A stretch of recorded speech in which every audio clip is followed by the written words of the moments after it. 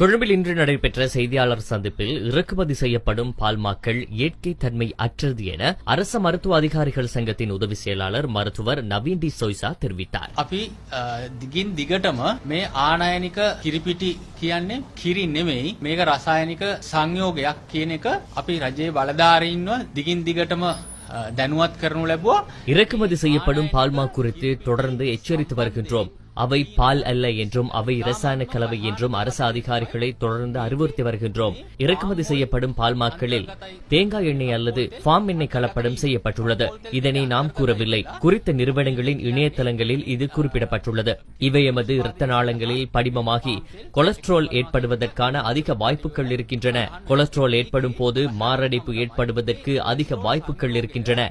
நீரிழிவு நோய், அதிக இரத்த அழுத்தம், புற்றுநோய் ஆகிய நோய்கள் ஏற்படுவது கடந்த 30 ஆண்டுகளில் மிக அதிகமாக இருக்கின்றது.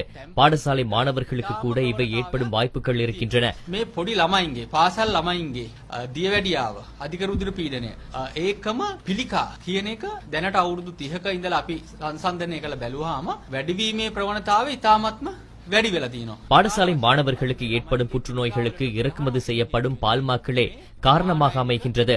பொரலை சிறுவர் வைத்தியசாலையில் 12 வயதுக்கு குறைந்த ஏராளமான பிள்ளைகள் நீரிழிவு நோய்க்காக வாராந்தம் அழைத்து வரப்படுகின்றனர். மகரகம புற்றுநோய் வைத்தியசாலையை எடுத்துக்கொண்டால் அங்கு 140 பிள்ளைகள் வரை தங்கியிருந்து சிகிச்சை பெறுவதாக வைத்தியசாலை தரப்பு தகவல் தெரிவிக்கின்றன. இவற்றுக்கும் இறக்குமதி செய்யப்படும் பால்மாக்களுக்கும் நெருங்கிய தொடர்பு இருப்பதை கூற முடியும். මේක පැහැදිලිව අපිට පේනවා මේක මේ කිරිපිටිත් එක්ක ඉතාම කිට්ටු සම්බන්ධයක් තියෙනවා කියලා